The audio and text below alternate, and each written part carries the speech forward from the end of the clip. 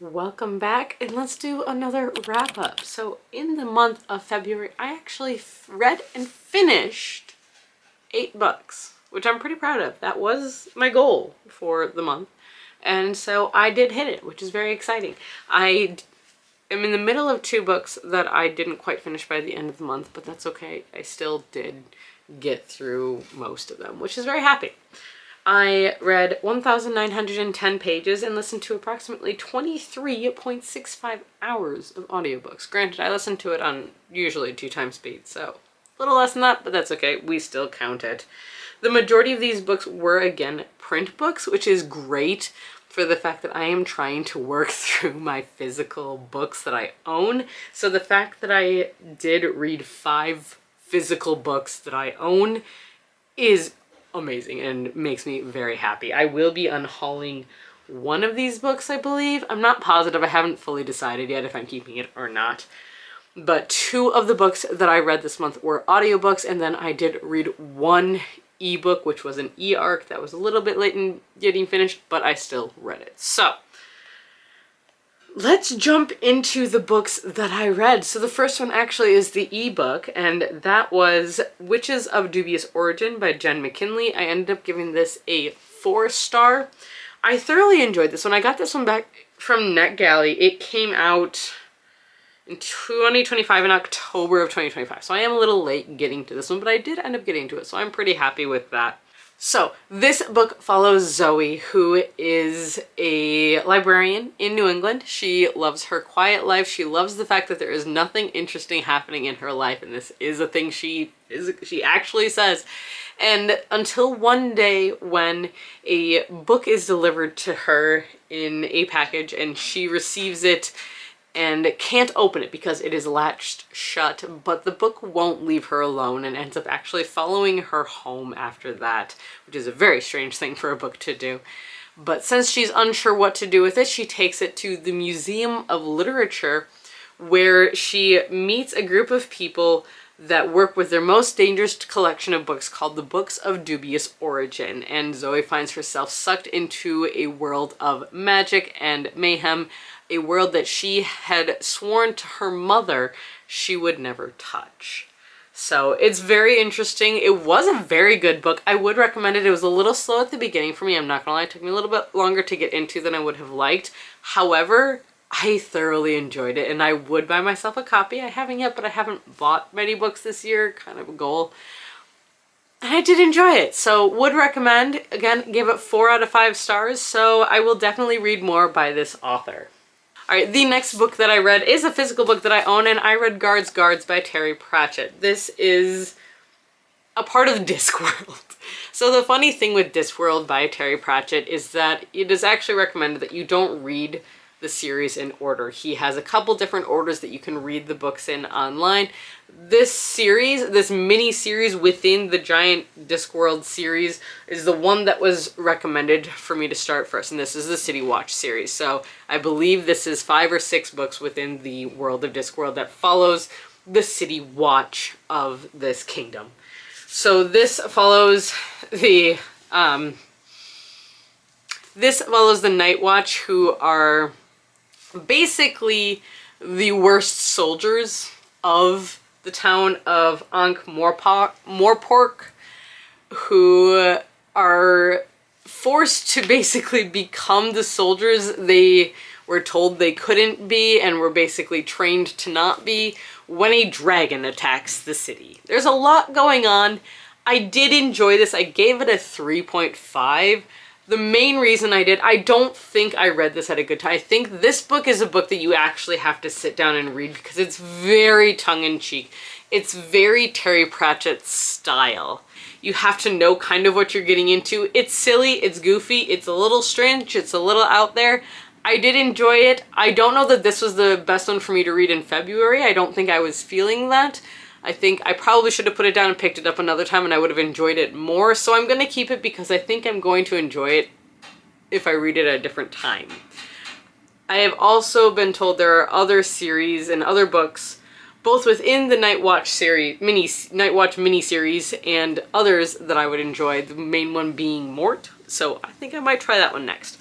but this was my first dip into Terry Pratchett, and I think I want to read more. So that was a good way to start, and yeah, I guess I'd recommend it, but I think you have to be a certain kind of reader in order to enjoy Terry Pratchett. So, and that is not a bad thing. I think you have to be a certain type of reader for most books.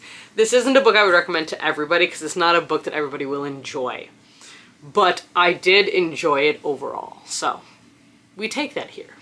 The next book I jumped into was a very quick read and has proven to be honestly one of my favorites of the month, and that is All Systems Red by Martha Wells. I do want to continue the Murderbot series. Anyways, so this follows Murderbot, who is a self-aware sect unit that has hacked into its own governor module and refers to itself, though never out loud, as Murderbot, and is basically on a mission with a bunch of scientists, and Murderbot's job is to keep them safe. But all Murderbot really wants to do is watch their shows. So it's a lot of fun. I did thoroughly enjoy this story. I think it was really unique. I think this world is so much fun, and I can't wait to dive more into it. I actually got a coworker to read the first 3 books already, so I'm behind on the person I recommended this book to, which is, I should fix that. So I do plan on continuing with this series. I will collect them all. Hopefully I can find them in this in the older cover still. This one doesn't even have like the sticker for the movie on it, or the show on it, so I'm really excited. And I don't know, I really enjoyed it. It's just a short little novella. Would recommend if you have any interest in sci-fi at all. Any interest. Because I think this will definitely stoke that fire. The next book that I finished was an audiobook that I got from the library, and that was The Splendid and the Vile, a saga of Churchill, family, and defiance during the Blitz by Erik Larson. I do have a physical copy of it somewhere in here, but I listened to the audiobook, which is why I'm not holding up the physical book itself. This is a nonfiction book, as you can assume, and it is about World War II from the point of view of Churchill, and it follows more than just Churchill. It's basically, if you've ever read an Erik Larson book, I love the way that he writes history. He turns history into a story, and he uses actual diary entries, actual recordings, anything like that that he can find in order to make it the most visceral telling of history possible. Everything that he says happened in someone's account of that event, whether it's emotions, whether it's movements, whether it's what clothes people were wearing, all of that happened in someone else's account, and that's why he uses that, which is what I really appreciate about him as a historical writer. So I have read several Erik Larson books in the past. This one wasn't my favorite. I think Devil in the White City is still my favorite, and it might be because it was the first one that I read, and I am fascinated by that. But this was a really well done book. I do think it dragged a little bit at times, but I think it's because it's nonfiction. I did have to listen to it in stages, mostly because I kind of treated it as a class. So like for lectures, I would listen to bits and pieces each day. And that was a good way, I think, to do it. So that way I was able to take this book in more bite-sized clumps, because for me, that's how I always do history. History is a lot more accessible for me in bite-sized pieces. And so this, at a 17 or almost 18-hour long audiobook, it just worked a lot better for me for that way. Would recommend, did enjoy. Enjoy is a weird way of putting it. Did learn stuff from the book, and I think that's the most that I can say about it. I gave it a 4.5 out of 5. It doesn't get a 5, and it's mostly just because sometimes the storytelling kind of got off on tangents, and it just didn't always work for me. But I think it was more... Churchill has never been a center of my attention as far as World War II goes, but I do think it was very interesting to read something that was essentially his point of view. So I am curious. World War II is a historical fascination for me. Yeah, we'll see. But so I will continue to read about World War II. It is a thing that I will probably continue to do. The next book I finished, I have mixed feelings on, and this is the one that I'm honestly debating if I'm going to keep it or not, and that is After She Wrote Him by Sulari Gentile. This was a very unique book. I gave it a 3.25, so I didn't dislike it. I did like it. Basically, in this book, there are 2 different points of view. We have Edward McGinty and we have Madeleine de Leon. So Madeleine is a crime writer, and she is writing the story of Edward McGinty. Edward McGinty is also a writer, but he writes literary fiction. He's writing the story of Madeleine de Leon. So you have this fluidity of what is actually the plot depending on who's narrating in that moment. And the way that Sulari Gentile is able to switch points of view in the middle of a paragraph and it doesn't even feel forced is amazing to me. This book, how it was written, was amazing. I didn't like the characters. I didn't like parts of the plot. I didn't like some of it, and that was really my issue with it. Her writing is brilliant, is amazing. I love this so much for the writing. I can appreciate the ending, however, I didn't like it, and I can't even say that I fully enjoyed the second half of the book. I can see where it comes from. I can see how the plot developed to what it became. I can't say I enjoyed it, and that's why I'm struggling with whether or not to keep this book. For now, I'm going to keep it because it's brilliant. It is. I have never seen or read a book quite like this one ever, and that is one of the reasons I keep going back to Sulari Gentile's writing. I have one book that I loved it 5 stars. Women in the Library is one of my favorite mystery books of all times. And then I DNF'd the next book I read by her, which I don't remember which one it was. But I read another book by her and I DNF'd it because I did not like how it was. I didn't enjoy it at all. And then this one's sitting in the middle. And so now I don't know what to do. I do have a 4th book by her, actually. I have her most recent release, which is not down here. It's upstairs, I believe. I want to say 5 Will Die, something like that. It's based off of the Murder on the Orient Express mystery. So I'm very curious about that one. I think that's going to be kind of my deciding factor on whether or not I continue to read her books or not.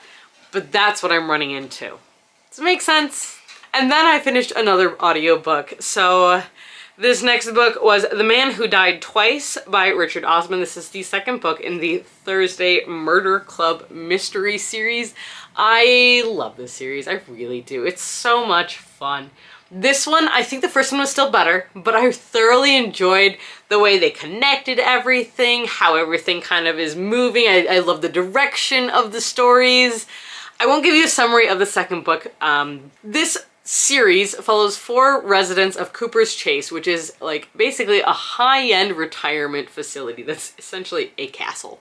And they each have their own large like area where they can they live and they can interact with they can hang out and go around and do activities with all the other people. They can leave if they want, all of that. It is a retirement facility.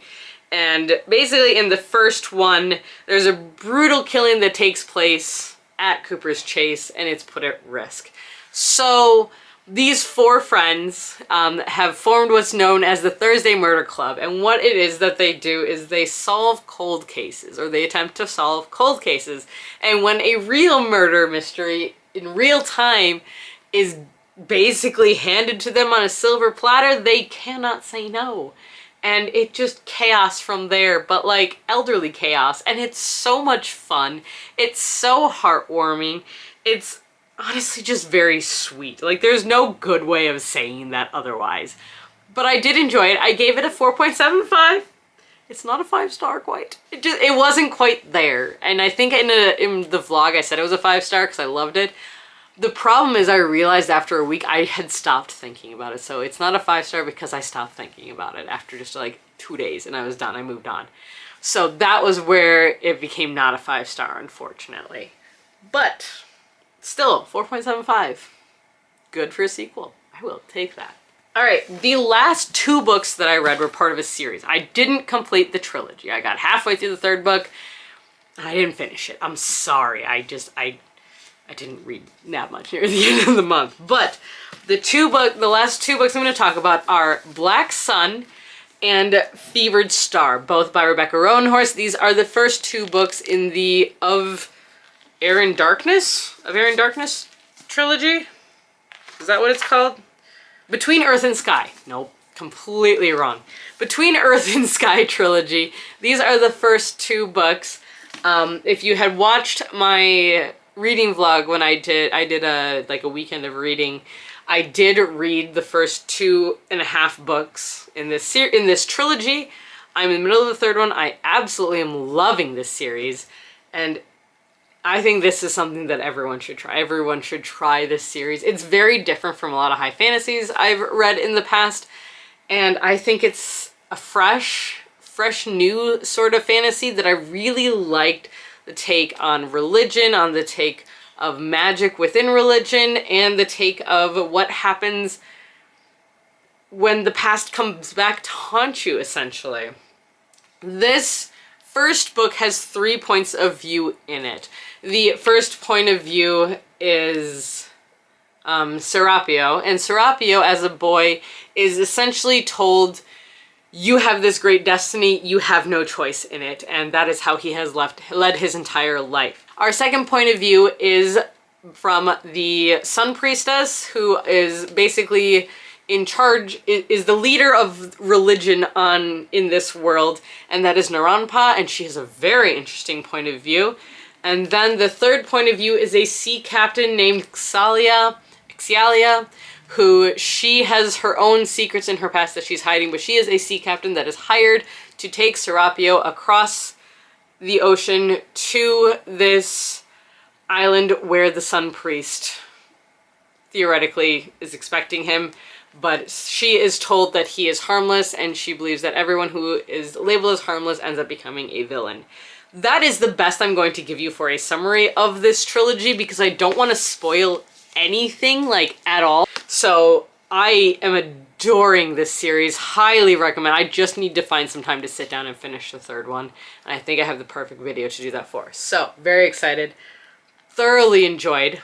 The first book, I believe so far, they're actually going up in ratings. So this first book, Black Sun, got 4 stars. Excuse me. The first book got 4 stars. So Black Sun got 4 stars because there was a lot of exposition at the front, and I think that it could have been done in a different way that made the plot flow a little bit better along with it. However, I still thoroughly enjoyed it, and I jumped right into the second one afterwards because there was no choice in my head. I had to jump in. The second one, Fevered Star, got 4.5 stars because I thought this one, I liked this one better than the first one. I thought it flowed amazingly well. I loved how it jumped into the action. I love how we played off of the characters that we met.